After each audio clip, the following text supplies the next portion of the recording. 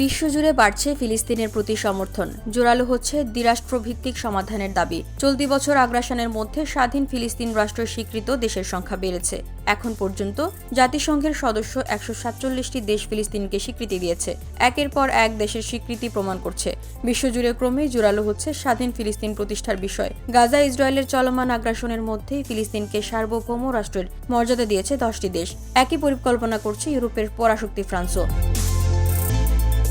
এ পর্যন্ত জাতিসংঘের 193 সদস্য দেশের মধ্যে 147টি দেশ ফিলিস্তিনকে স্বীকৃতি দিয়েছে স্বাধীন রাষ্ট্র হিসেবে, যা আন্তর্জাতিক সম্প্রদায়ের প্রায় 75%। 1948 সালে ইসরায়েল রাষ্ট্র প্রতিষ্ঠার মধ্য দিয়ে নিজ ভূখণ্ডের সার্বভৌমত্ব হারায় ফিলিস্তিনিরা। এরপর যুগের পর যুগ ধরে শুধু অধিকার হরণ আর নিপীড়নের শিকার মধ্যপ্রাচ্যের মুসলিম রাষ্ট্রটি। তখন থেকে স্বাধীনতা লড়াই শুরু হয় তাদের।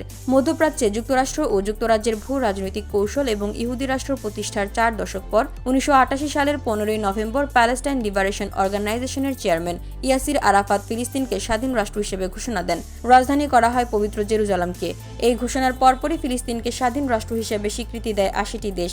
এর মধ্যে আরব রাষ্ট্র ছাড়াও ছিল এশিয়া, আফ্রিকা ও লাতিন আমেরিকার অনেক দেশ। ইউরোপীয় যারা স্বীকৃতি দিয়েছিল তারা তৎকালীন সোভিয়েত ইউনিয়নের অংশ ছিল। 90-এর দশক থেকে 2010 সালের মধ্যে আরও 32টি দেশ ফিলিস্তিনকে স্বীকৃতি দেয় স্বাধীন রাষ্ট্র হিসেবে। 2012 সালে জাতিসংঘ সাধারণ পরিষদে ফিলিস্তিন বিপুল ভোটে পর্যবেক্ষকের মর্যাদা পায়। তখন 138টি দেশ নিপীড়িত এই জাতির পক্ষে অবস্থান নেয়। বর্তমানে জাতিসংঘের 193 সদস্য দেশের মধ্যে 147টি দেশ ফিলিস্তিনকে সার্বভৌম রাষ্ট্র হিসেবে স্বীকৃতি দিয়েছে। VOD Bangla news desk.